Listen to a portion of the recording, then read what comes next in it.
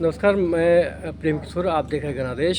मेरे साथ हैं अभी किसी विधानसभा क्षेत्र से विधायक राजेश कच्छप। आइए हम जानते हैं राजेश कच्छप जी कल नॉमिनेशन करेंगे, आगे की क्या उनकी योजना है।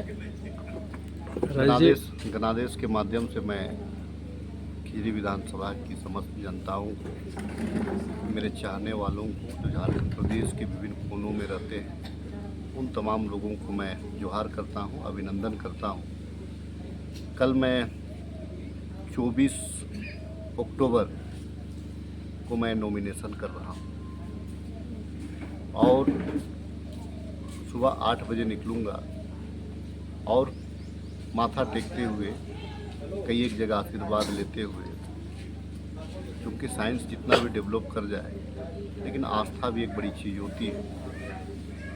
माथा टेकते हुए मैं कल अपना नॉमिनेशन करूंगा और उसके बाद हाई टेंशन ग्राउंड में मैंने सभा रखने का निर्णय लिया है।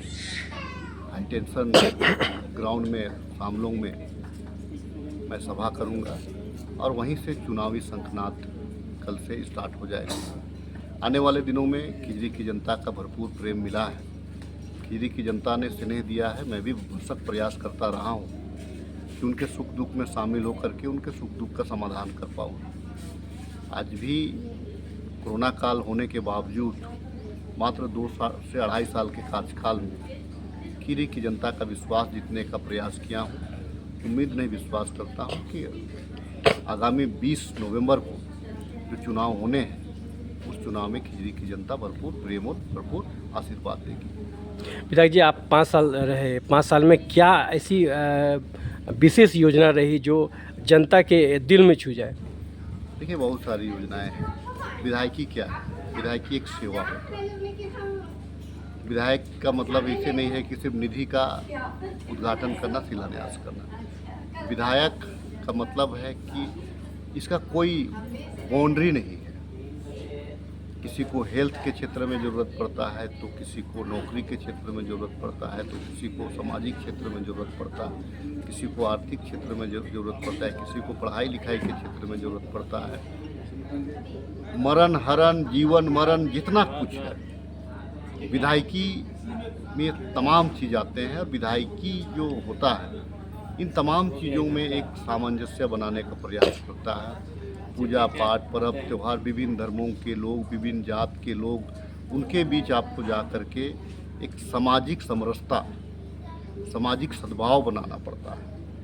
विधायक का मतलब ये नहीं है कि आप कोई पार्टी विशेष के आप होगे तो सिर्फ आप पार्टी के लिए बात। देखिए, मैं किसी की शिकायत नहीं करूँगा, लेकिन CNT SPT एक्ट के बारे में रामकुमार पाहन ने विरोध किया, पत्थरगड़ी का रामकुमार पाहन ने समर्थन किया, ने विरोध किया, पत्थर रघुवर दास का साथ दिया।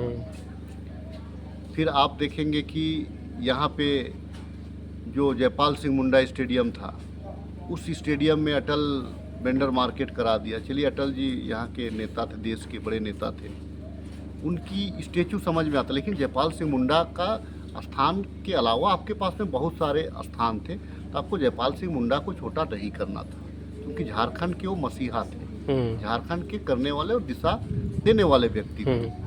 आप अगर बिरसा चौक की बिरसा मुंडा जी की बात करेंगे तो उस बिरसा मुंडा को भगवान कहा जाता है, लेकिन वहाँ पे कोई औचित्य नहीं था आपको कैलाशपति जी का स्टेचू लगाने का।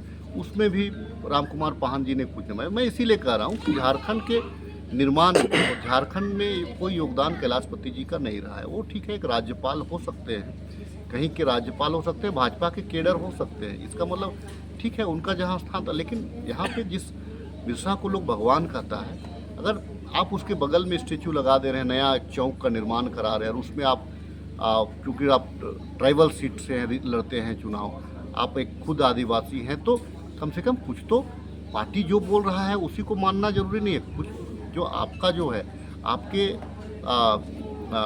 जो है कि यहाँ की जो आदिवासियत है, उसको भी संरक्षित करने को आपको ज़रूरत है, लेकिन उसमें भी एक शब्द उन्होंने नहीं कहा। तो मैं समझता हूँ कि मैं किसी का विरोध नहीं कर रहा हूँ, लेकिन वो स्थान भगवान बिरसा मुंडा का था, वहाँ भी बोलने का जरूरत था। उसके लिए कहीं दूसरी जगह देखता लोग। विधायक जी, आपको मंत्री बनने का भी मौका मिला था। इस बार ईश्वर ने कृपा हुई तो मंत्री भी बनेंगे। क्या प्राथमिकता होगी आके आपके, चूँकि मंत्री बनने के बाद दायरा भी आपके बढ़ जाएगा पूरे प्रदेश का, खासकर खिजरी के लिए आप कुछ नया क्या करेंगे? देखिए, आप इंसान हैं। इंसान का जो है ना कि जिज्ञासा कभी पूरा नहीं होता। आप एक परिवार की तरह देखिए, आपके पास अगर मोटरसाइकिल है तो आप चाहेंगे कि मेरे पास एक कार आ जाए, कार है तो चाहेंगे तो एक लग्जरियस कार आ जाए, आपके पास में एक छोटा घर है तो आप चाहेंगे कि बड़ा घर हो जाए। उसी प्रकार से क्षेत्र का विकास में जो विधायक संतुष्ट हो जाए या जो मंत्री संतुष्ट हो जाए तो फिर क्षेत्र का विकास नहीं होता। उसके अंदर में जिज्ञासा होनी चाहिए कि और क्षेत्र का डेवलपमेंट, कोई नली कोई गली ना बचे, इसका प्रयास करना चाहिए। स्कूल, कॉलेज, अस्पताल से लेकर के तमाम चीज़ों पे जद्दोजहद करना चाहिए और जनता को और उपहार देना चाहिए। कोई बड़ा इंडस्ट्री नहीं लगाना चाहिए? देखिए, एक चीज़ है, जहाँ जहाँ उद्योग लगे हैं, HSC के मैं उदाहरण देता हूँ, क्या है वहाँ के विस्थापितों का हाल। एक दिन एक टर्म पूरा होने के बाद में वो फैक्ट्रियाँ बंद हो जाती है, लोग मैं विस्थापन के खिलाफ में हूँ। इंडस्ट्री लगनी चाहिए। मैं टेक्सटाइल कंपनी का समर्थक हूँ, मैंने लगवाया है टेक्सटाइल कंपनी अपने क्षेत्र में। आप देखिएगा तो 3-4 मैंने टेक्सटाइल कंपनी लगवाया, जहाँ पे नहीं भी तो नहीं, मुझे लगता है कि 20,000 लोग नौकरियाँ कर रहे हैं। तो मैं ऐसे उद्योग का समर्थन करता हूँ जहाँ पे विस्थापन ना हो। कृषि को बढ़ावा देने के लिए भी तो कई आपने कार्य किए हैं। खुद किसान हूँ। हमारी पार्टी किसानों को प्रोत्साहित करती है। राहुल जी स्वयं कहते हैं कि किसानों का कर्जा माफ़ होना चाहिए। हमारी सरकार ने 2 लाख रुपया तक का कृषि लोन माफ़ किया है। निश्चित तौर से कृषक जिंदा रहेंगे, आप प्लास्टिक को नहीं खाएंगे, आप अन्न ही खाएंगे। कृषक जिंदा रहेंगे तो देश जिंदा रहेगा। स्वास्थ्य के क्षेत्र में भी आपने काम किया है। स्वास्थ्य के क्षेत्र में निश्चित तौर से कोरोना काल में इसका उदाहरण है। कोरोना काल में मैंने हताहत नहीं होने दिया, मैं जद्दोजहद करता रहा, लड़ता रहा अधिकारियों के साथ में, लगातार लॉ एंड ऑर्डर से लेकर के लोगों को हताहत ना हो इसका ख्याल रखा। निश्चित तौर से स्वास्थ्य, पानी, अन्न, ये रोटी, कपड़ा और मकान, ये तो जरूरी चीज़ है। स्वास्थ्य उसमें एक जरूरी चीज़ है। एक चीज़ और, शिक्षा, यदि शिक्षा की गुणवत्ता पूर्ण शिक्षा हो, खासकर जो बड़े बड़े आदमी हैं उनका पढ़ाई जो है सरकारी स्कूलों में हो, तो शिक्षा का जो स्तर भी बदलेगा और सरकारी स्कूलों की स्थिति भी बदलेगी। इस पर क्या? देखिए, भाजपा के नेताओं का बच्चा सब लोग बाहर विदेश में पढ़ता है, और लेकिन यहाँ के आम कार्यकर्ताओं को लोग बुड़बक बनाता है। देखिए, मैं तमाम लोगों से अनुरोध करूँगा, चाहे वो भाजपा के कार्यकर्ता हो या हमारे दल के, हमारे गठबंधन के कार्यकर्ता हो, मैं अनुरोध करूँगा, शिक्षा के बिना सब कुछ अधूरा है। शिक्षा ऐसा ज्ञान है जो आपको जीवन के हर मुसीबत से आपको निकालने का क्षमता रखता है। कल नॉमिनेशन में अपने माता पिता को ले जाएंगे? नहीं, माता पिता से मैं यहाँ से आशीर्वाद लेकर के जाऊँगा।